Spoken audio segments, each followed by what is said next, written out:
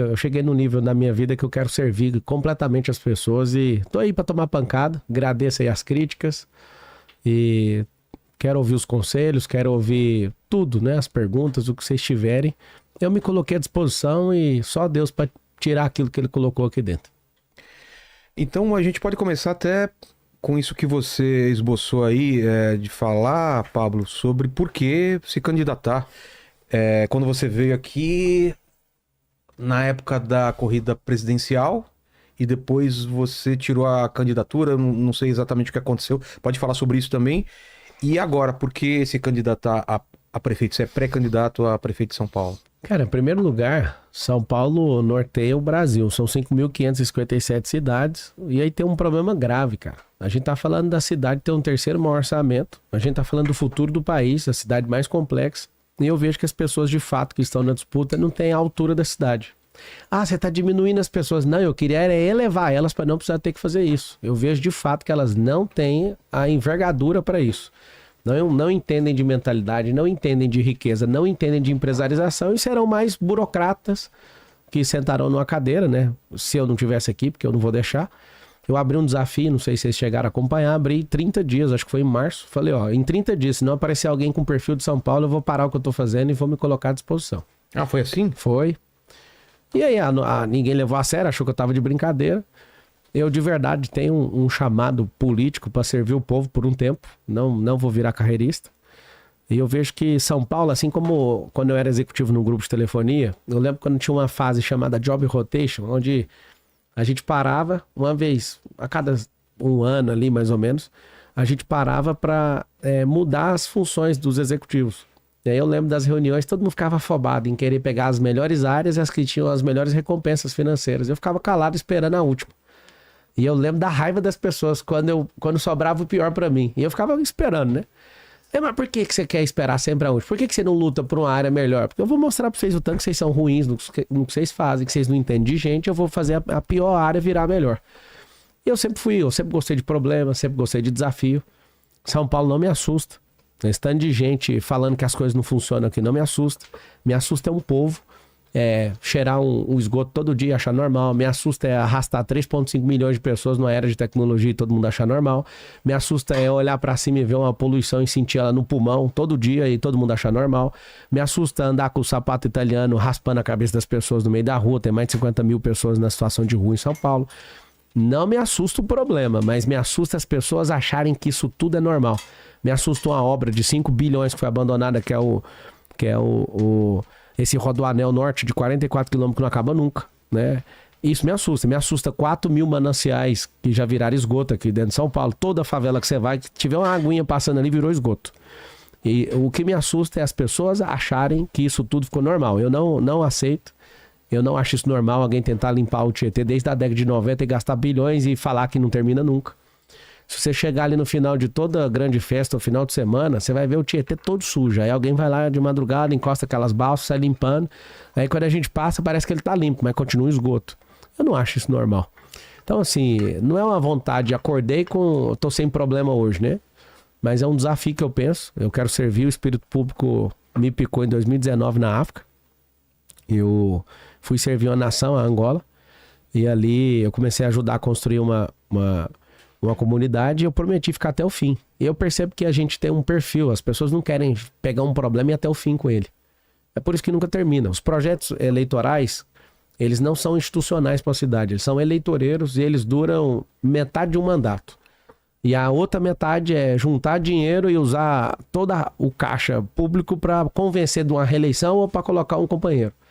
50% do dinheiro público é desviado. Que forma? Com ineficiência, falta de gestão, stand de companheirada, né, sem habilidade técnica, com morosidade, falta de processo bem definido e a famosa corrupção para continuar perpetuando um tanto de otário na política. Então, eu tô por aqui com isso. Eu acho que é um tempo de injeção de ânimo, de gente nova na política. Você já tocou no assunto aí da presidência. Eu fui candidato, tomaram na justiça o partido.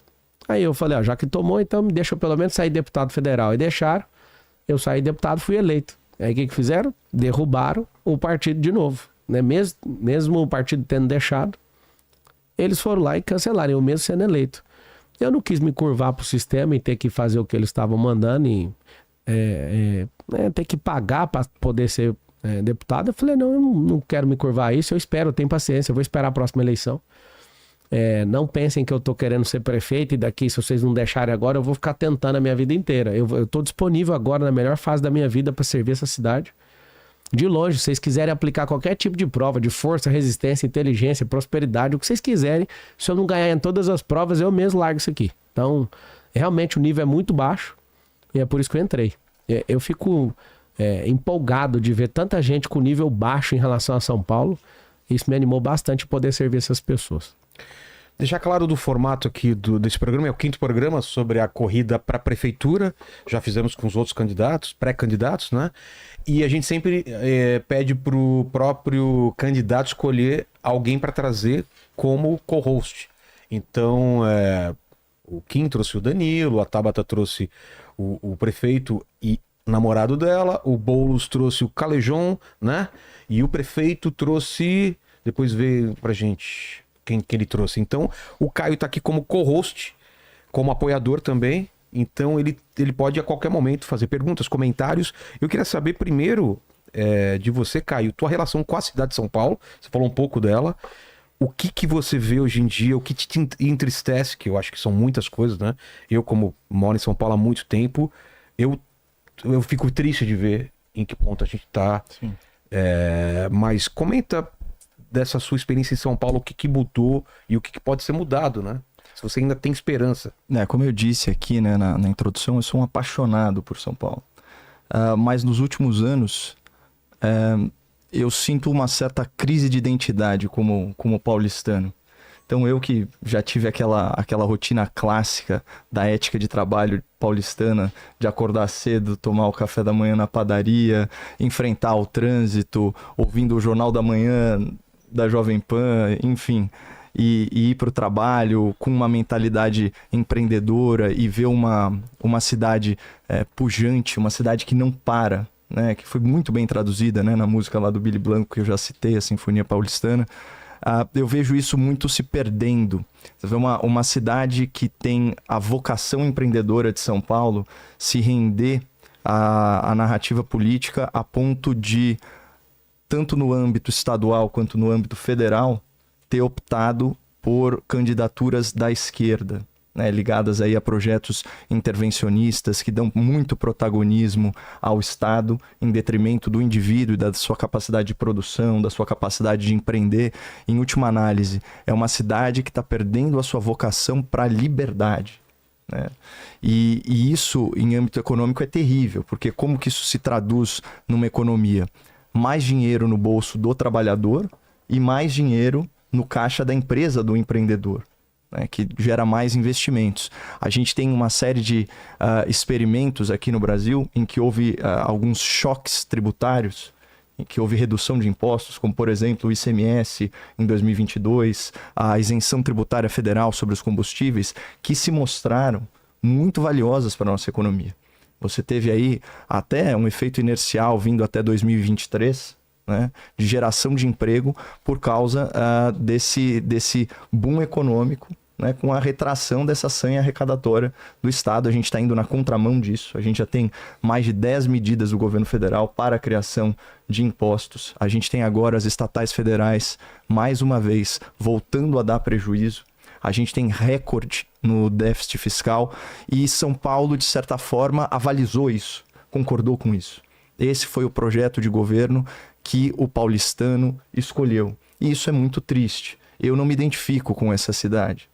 Mas eu sei que no fundo, o paulistano, que como o Pablo disse, é capaz de pegar 3, 4 horas de condução por dia, ele tem uma ética de trabalho incompatível com esse modelo que desprestigia a liberdade, que desprestigia o valor do trabalho, né, que obriga o trabalhador a ter uma poupança forçada, né, esse tipo de coisa.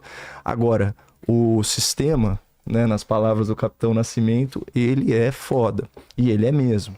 Inclusive, ele vai incutir na cabeça das pessoas uma mentalidade atrasada.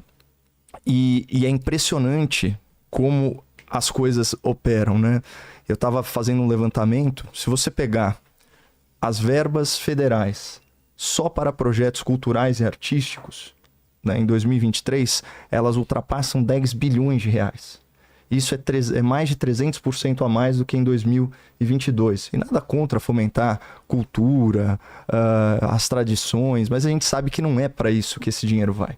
A gente está falando do quê? Lei Rouanet, a gente está falando de fundo setorial, Lei Paulo Gustavo, Lei Aldir Blanc, e a gente sabe onde esse dinheiro vai parar. Aí você tem o governo federal gastando o recorde, a máxima histórica em verbas federais de publicidade.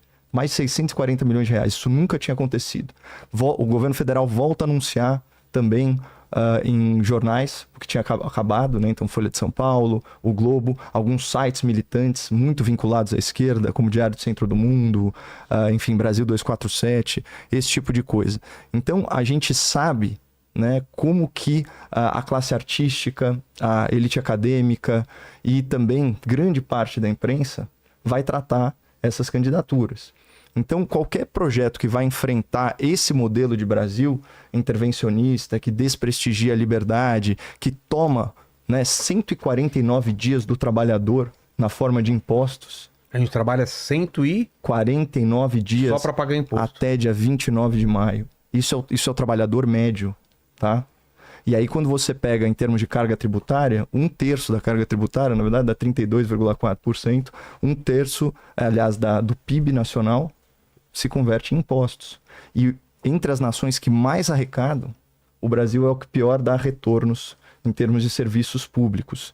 Então, esse Brasil que a gente está vendo agora não combina com a São Paulo na qual eu cresci, que foi construída aí pelo que existe de melhor em termos de migração, né? A gente é uma cidade cosmopolita, que recebeu aí a maior colônia oriental, árabe, enfim, italiana, né? No meu caso, principalmente, mas eu também tenho, enfim, eu sou bem miscigenado, na verdade.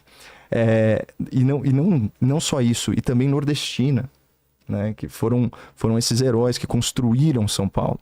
Então aqui a gente tem uma força de trabalho, uma ética de trabalho gigantesca. Então a minha relação com a cidade é daquele... hoje em dia é mais de um amor platônico, né? Eu quero me apaixonar de novo pela minha São Paulo. Mas eu vejo